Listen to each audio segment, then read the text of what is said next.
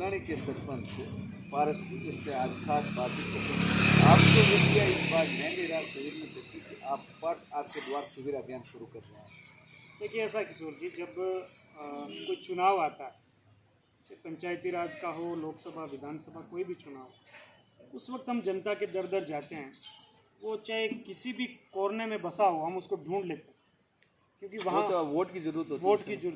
तो उसी प्रकार से पब्लिक ये आशा करती है एक जनप्रतिनिधि से कि वो फिर से हमारे पास आए, हमें कोई सरकार की योजना से जोड़े। क्योंकि लोग दर दर की ठोकरें खाते हैं, यहाँ तहसील में घूमते हैं, पंचायत में चक्कर काटते हैं, ई मित्रों पे घूमते हैं, ई मित्र पे लोग उनको झांसे में फंसा लेते हैं और उनसे पैसा ऐंठते हैं बिना मतलब कि जिस चीज़ के 10 रुपये नहीं लगने होते हैं उसके 2-2 हज़ार ले लेते हैं।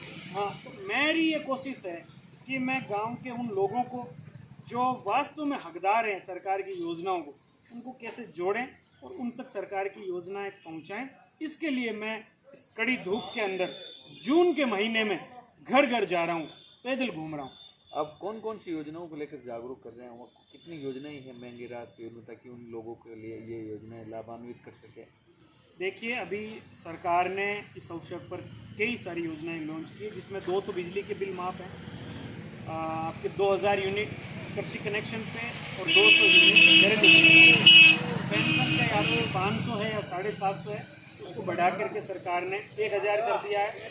अगर आपको खाद्य सुरक्षा का लाभ मिल रहा है तो 10 लाख का आपका दुर्घटना बीमा, 25 लाख तक का आपका इलाज फ्री चिरंजीवी वाला, और खाद्य सुरक्षा का लाभ है तो उनके लिए खाद्य पैकेट भी है, जिसमें तेल है, चीनी है, दालें हैं, अनेक प्रकार का।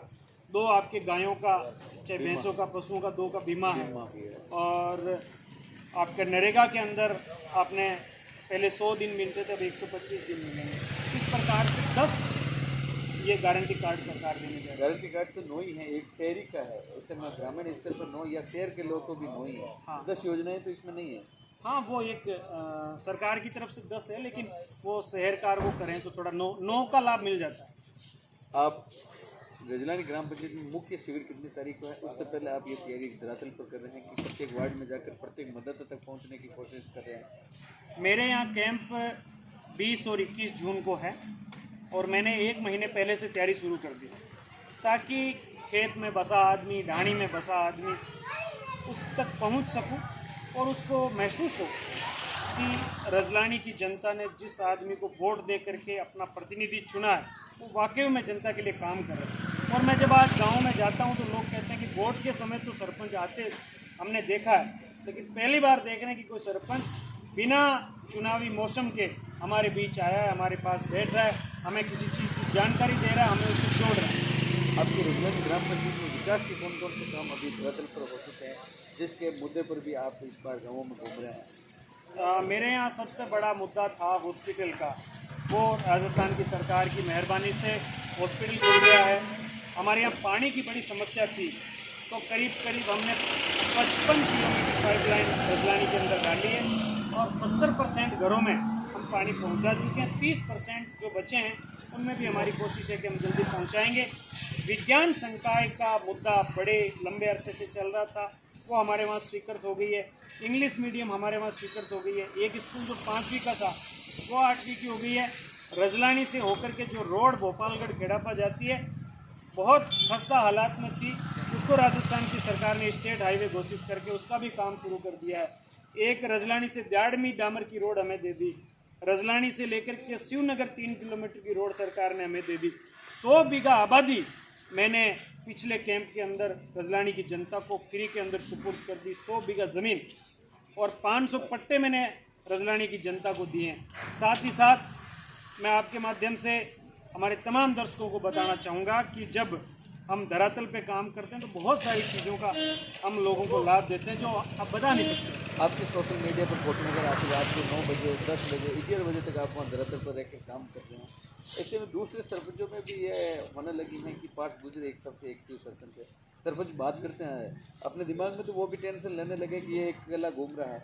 ये क्यों मनोभावना है आपकी? मेरी किसी से होड़ नहीं है, ना किसी से प्रतिस्पर्धा है, सब अपनी अपनी जगह सही काम कर रहे हैं। लेकिन मैं तो इतना ही कहना चाहूँगा कि मैं एक सामान्य परिवार का लड़का था और रजलानी की जनता ने मेरी आंख के अंदर जो उनको रोशनी नज़र आई कि ये व्यक्ति है जो हमारे लिए कुछ करेगा, मैं उस पर खरा उतरने के लिए अपनी तरफ से 100% दे रहा हूँ।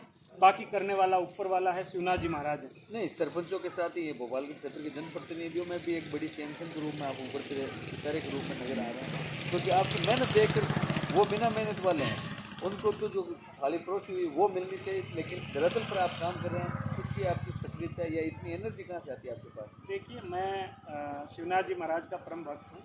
दूसरा, पब्लिक मुझसे बहुत प्यार करती है, तो जनता से और ईश्वर से जब जुड़ाव रहेगा तो निश्चित रूप से आपको कोई रोकने वाला नहीं।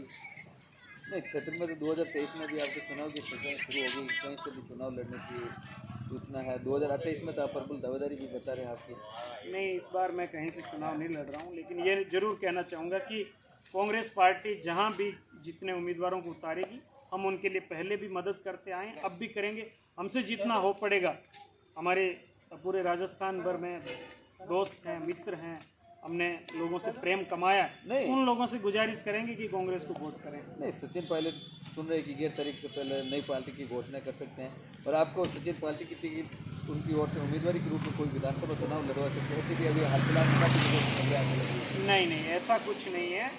अभी जब 29 मई को दिल्ली के अंदर हमारे केंद्रीय नेतृत्व के साथ सचिन जी की जो बैठक हुई है, उसमें उन्होंने उनको भरोसा दिलाया है कि आपको उचित मान सम्मान मिलेगा, आपके कार्यकर्ताओं के काम होंगे, और उस बिहेव पे सचिन जी राजस्थान के कांग्रेस के कार्यकर्ताओं का मान सम्मान बनाने के लिए उनकी आवाज़ संगठन में, सरकार में सुनी जाए, इसके लिए वो लगातार कोशिश कर रहे हैं। और मैं समझता हूं कि राहुल जी खड़गे जी के साथ बैठ करके उन्होंने एक लंबी चर्चा करी है, वहाँ से कोई मंथन निकला है। निश्चित रूप से सचिन जी कांग्रेस पार्टी को मजबूत करने का काम करेंगे। सुनने में आ रहा है कि मंथन नहीं निकला और सचिन पायलट से अभी भी पता है, और लग रहा है कि उनके पिताजी के जो जयंती पुण्यतिथि का अवसर आएगा, उस समय नई पार्टी की घोषणा कर सकते हैं। कुछ मीडिया समूह के लोग और कुछ तथाकथित कांग्रेस के नेता ये चाहते हैं कि सचिन जी और हम लोग कांग्रेस छोड़ के चले जाएं, लेकिन मैं ये कहना चाहता हूं कि हम कांग्रेस में थे, कांग्रेस में हैं, और कांग्रेस में रह कर के जनता के काम करने का जो हमने बीड़ा उठाया उसको पार लगाएंगे। धन्यवाद पास जी, आपको